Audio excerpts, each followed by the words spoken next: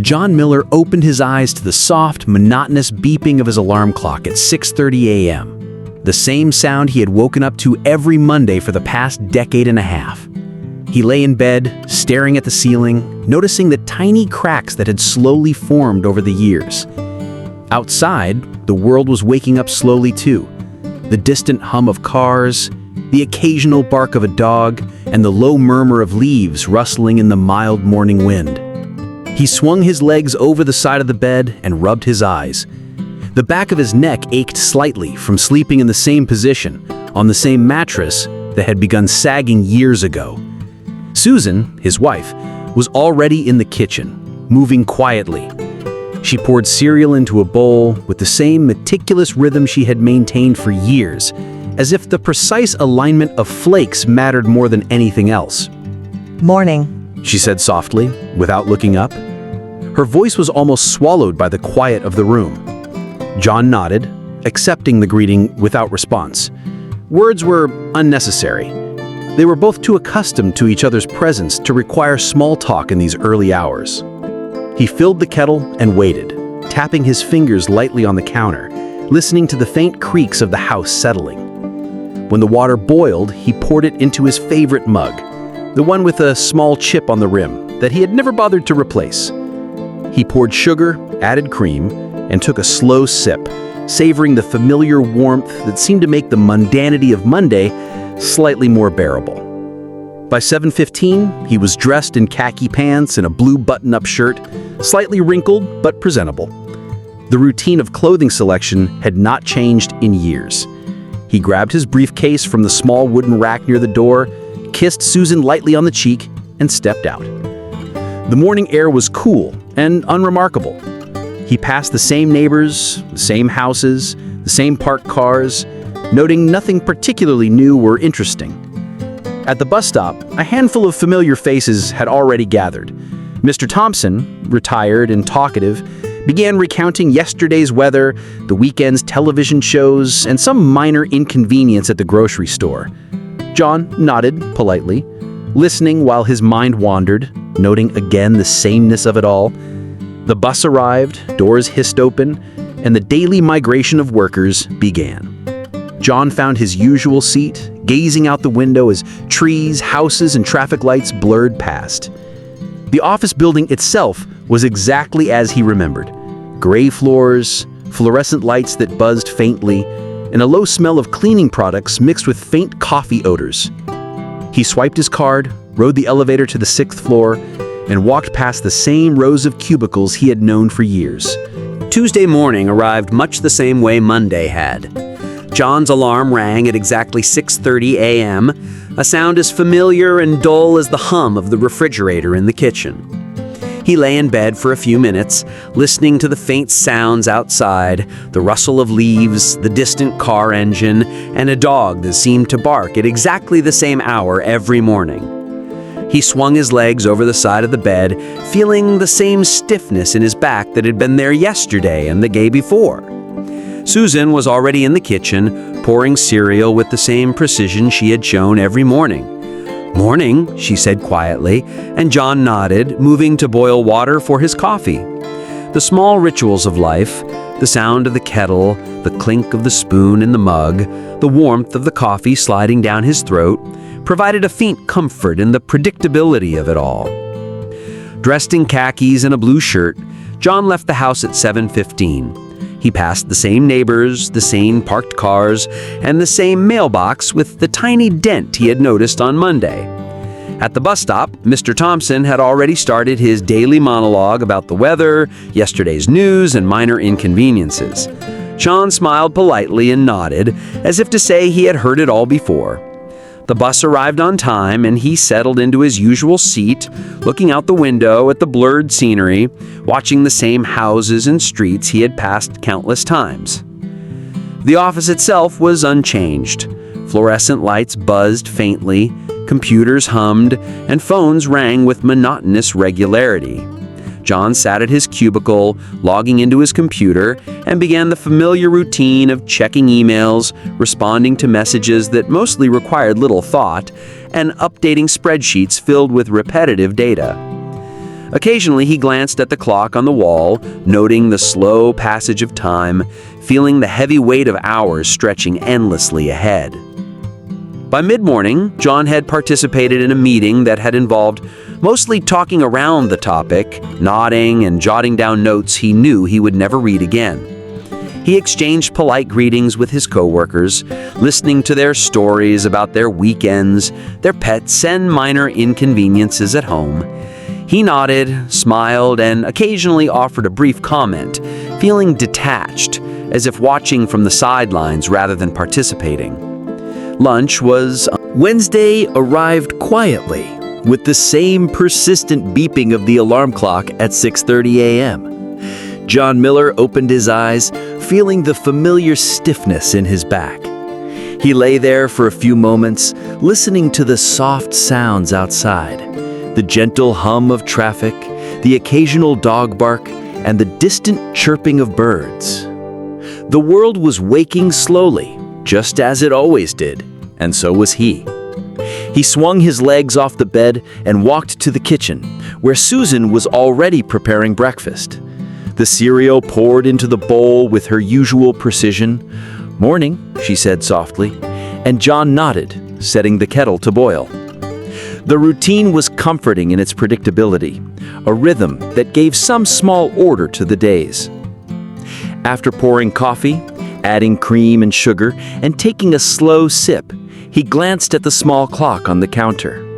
By 7:15, he was dressed in khakis and a blue shirt, grabbed his briefcase, and stepped outside. The morning air was crisp, and the streets looked exactly as they had the day before. He nodded at Mrs. Dalloway, watering her flowers, and continued his walk to the bus stop. At the bus stop, the familiar group of neighbors had gathered. Mr. Thompson began his daily monologue, recounting yesterday's news, minor inconveniences, and trivial complaints about the weather. John nodded politely, as if acknowledging a lecture he had heard countless times before. The bus arrived on time, and he took his usual seat by the window, watching the same scenery pass. Trees, mailboxes, parked cars, the same dents, the same cracks in the pavement. At the office, the fluorescent lights buzzed gently, the computers hummed, and phones rang with monotonous regularity. John logged in at his cubicle and started the cycle of emails, spreadsheets, and reports. A brief meeting occurred mid-morning, filled with polite nods, brief comments, and discussion that seemed to circle around the main topic without ever resolving anything. John listened, occasionally jotting down notes he knew he would not refer to again. Lunch was quiet. He ate slowly, observing his colleagues chatting about trivial matters, a new coffee shop that had opened nearby, a lost dog in the neighborhood, or a minor issue with a home appliance. John nodded, offered polite comments, but mostly allowed his mind to drift. The afternoon passed in a blur of... Friday morning arrived with the same soft beeping of the alarm clock at 6:30 a.m. John Miller woke up, feeling the familiar stiffness in his back and the slight heaviness in his limbs from a week spent mostly sitting. He lay there for a few moments, listening to the neighborhood slowly coming alive. Distant cars, a dog barking, the faint hum of a lawnmower somewhere in the distance. The world moved predictably, as did he. He swung his legs off the bed, stretched briefly, and made his way to the kitchen. Susan was already there, pouring cereal with her habitual precision. "Morning," she said softly, and John nodded, filling the kettle for his coffee. The small rituals, the clink of the spoon, the warmth of the coffee, the faint aroma provided a quiet comfort. Each action was familiar, each sound part of the rhythm that defined his weekdays. Dressed in khakis and a blue shirt, John left the house at 7:15, passing the same neighbors, the same parked cars, and the same dented mailbox he had noticed since Monday. At the bus stop, Mr. Thompson and a few others were already present. The same minor complaints and weather discussions were exchanged, and John nodded politely, listening with half attention. The bus arrived, and he settled into his usual seat, gazing out the window as trees, houses, and signs passed by in slow, repetitive motion. At the office, Friday brought its own small variations of routine. Fluorescent lights buzzed, phones rang, and computers hummed. Meetings were held, emails responded to, reports updated. Occasionally, a colleague would make a joke, a brief flicker of humor in an otherwise quiet day. John smiled politely, feeling a small relief at the minor distraction, but the overall rhythm remained unchanged, predictable, slow, and repetitive.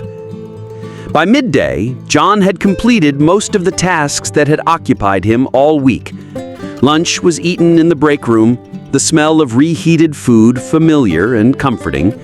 Colleagues exchanged small talk about weekend plans. Someone mentioned a visit to a friend, another about a movie, a neighbor's minor mishap. John nodded, listened quietly, but remained largely detached. He felt the same subtle weight of monotony pressing on him, even as Friday promised the weekend. The afternoon stretched forward, marked by the low hum of keyboards, the occasional ring of a phone, and the soft shuffle of papers. John moved slowly from one task to another, noticing minor changes: a new coffee mug on a colleague's desk, a slightly different angle of a chair, a scratch on the wall he hadn't noticed before. These small differences were notable only because of the overarching sameness of everything else.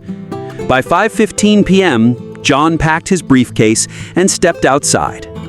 The streets looked the same as ever: familiar houses, trees, and the dented mailbox. The bus ride home was quieter than usual. People were tired, some nodding off, others staring blankly out the windows. John observed them silently, noting the same patterns he had seen throughout the week, recognizing the comfort in shared mundane human experience. At home, Susan had dinner prepared. The aroma was familiar and comforting, a ritual repeated countless times. They ate slowly, exchanging a few words about trivial matters, the weather, a neighbor's pet, or a television show. After dinner, John read a few pages from his book, then watched some television. The evening stretched forward slowly, hours marked by the faint ticking of the wall clock, the soft hum of the refrigerator, and the occasional creak of the house settling. Before bed, John reflected on the week. Monday through Friday had passed with predictable precision.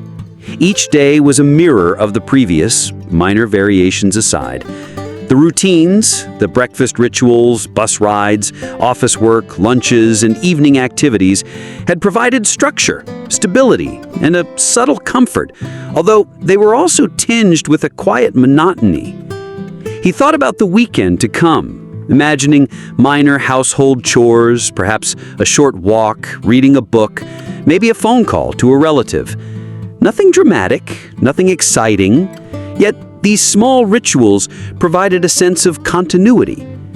As he lay in bed, he felt the faint weight of anticipation mixed with resignation. Life was predictable, slow and ordinary, yet in its monotony, there was a quiet stability, a rhythm that marked the passage of days, weeks, and months. He closed his eyes, letting sleep come, knowing that Monday would arrive again soon, repeating the cycle he had grown accustomed to. Each day filled with familiar sounds, familiar routines, and familiar faces. The soft beeping of the alarm clock would once again greet him. The neighborhood would wake as always, and John would rise to greet another week with quiet acceptance. Life, in its predictable pattern, continued onward, mundane, steady, and surprisingly comforting in its own unremarkable way.